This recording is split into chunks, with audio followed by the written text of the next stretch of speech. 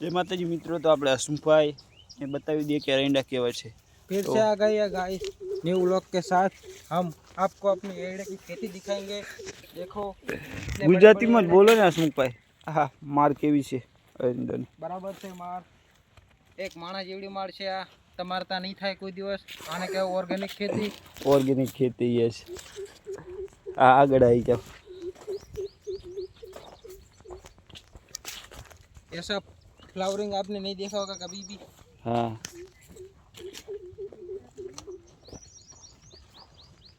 तो भाइयों हमारा व्लॉग જોવા માટે ચેનલને લાઈક સબસ્ક્રાઇબ કરી દીજો।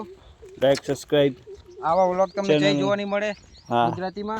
ગુજરાતીમાં ગુજરાતના ગુજરાતી આ જોઈ શકો છો। વજનથી તો આ મારની વજનથી એરંડા પણ ભોંય પડી ગયા છે। અને આ પાણી પીવું હોય તો પી શકો છો તમે। हाँ, देसी मटका।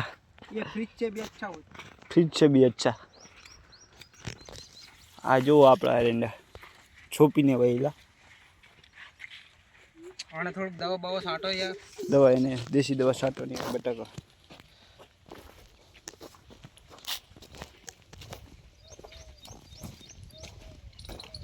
मित्रों तो अपना एड़ा केवा छे। आ हिंदी में एरंडा एरंडा कहते हैं हिंदी में। ओ एमपी के भाई हमारे व्लॉग देखते हैं, इसको तो मालूम नहीं। अरे यार ये हमारे दोस्त लोग हैं। हाँ, ये रवि। हाय बोल दो। हाय। जय माता जी। जय माता जी। जय माता जी। जय माता जी। અમે બધા નર્વસ છીએ એટલે આટો મારવા આવી જશે ખેતરમાં। तो હસમુખભાઈ ને બધા આવી ગયા હતા અને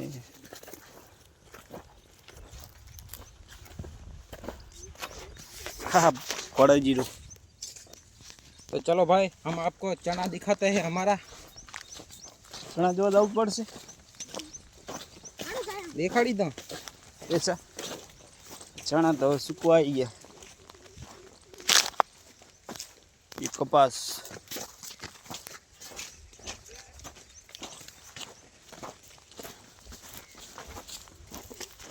तो मित्रों हवे चना तो वाटेवा थई गया सूकी गया छे।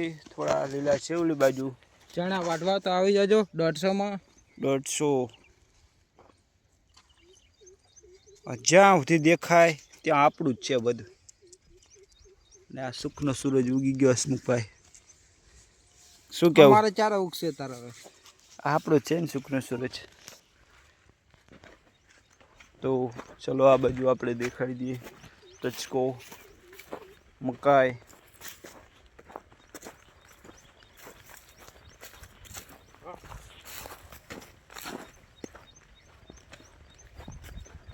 આ બાજુ લીલું છે, ટપકથી પાયેલું છે એટલે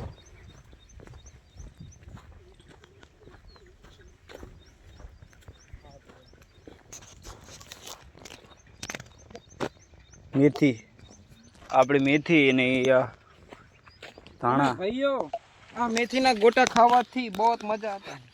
देसी मेथी घर की मेथी।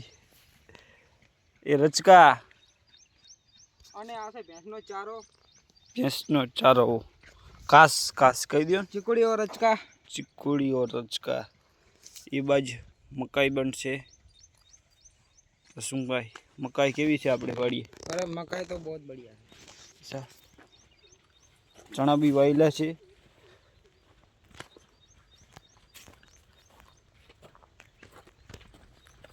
तो आपणे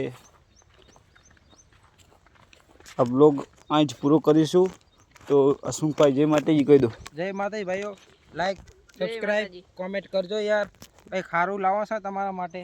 हाँ, देसी वीडियो ने हवे आ एंड करा છે भाइयों। जय माता जी। હવે લાઈક કોમેન્ટ શેર સબસ્ક્રાઇબ ચેનલને કરજો। થોડા દિવસોમાં પાછો બીજો હસમુખભાઈ સાથે બ્લોગ આવી જશે। તો મળીએ આગલા બ્લોગમાં। જય માતા।